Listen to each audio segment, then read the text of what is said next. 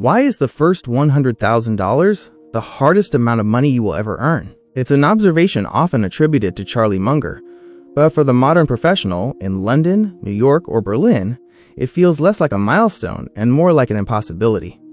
In a world where a modest starter home costs $500,000 and a mid-sized SUV is $50,000, $100,000 feels like a significant sum to possess, yet an insignificant sum to retire on. However, there is a mathematical gravity to this specific number. Once you cross it, the money begins to do more work than you do.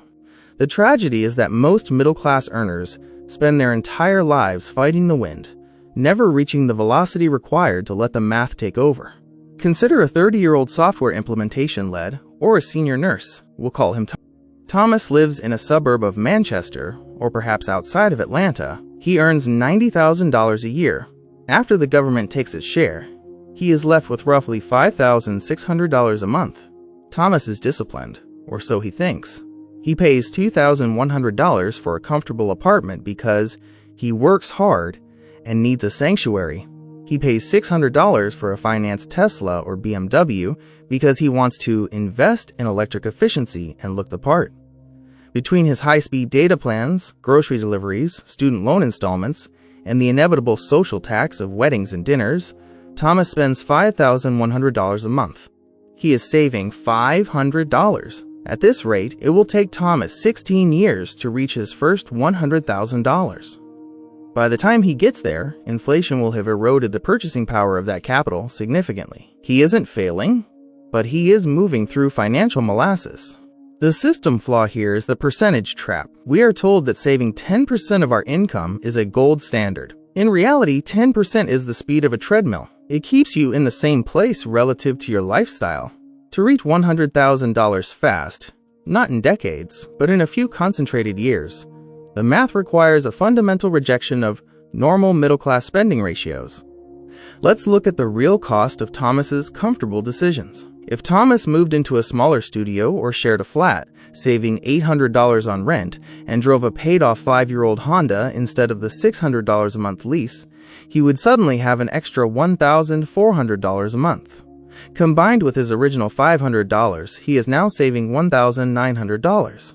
The math changes instantly. Instead of 16 years, Thomas hits $100,000 in roughly 4 years. The psychological barrier to this is relative deprivation. In the United States and Europe, we don't measure our success by our bank balance, which is invisible, but by our surroundings, which are highly visible. When Thomas sees his peers upgrading their kitchens or flying business class, his brain registers his own modest lifestyle as a failure.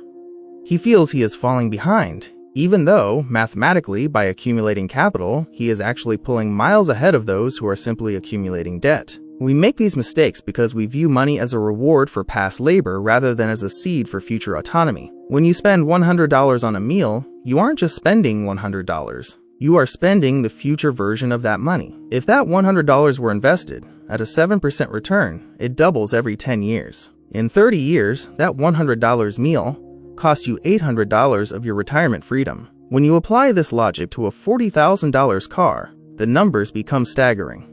You are quite literally trading a decade of your elderly self's freedom for a temporary smell of new leather.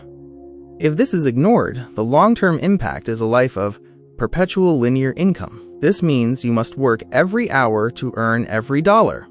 You never reach the escape velocity where your $100,000 generates $7,000 to $10,000 a year in passive growth without you lifting a finger.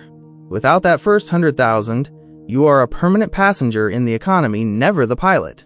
Financially intelligent people treat the first $100,000 as an emergency. They understand that until they reach this baseline, they have no real defense against the world. They don't look for tricks or hot stocks. They focus on the gap between what they earn and what they spend.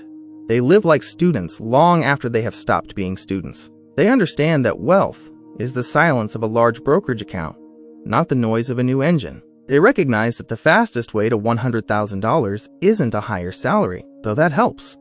It is the brutal optimization of the 3 largest expenses: housing, transport, and food.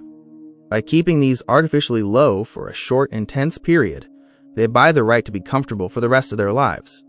The goal is to reach the point where your money has a voice. At $1,000, your money is a whisper. At $100,000, it starts to speak. It begins to provide choices that a salary alone never can.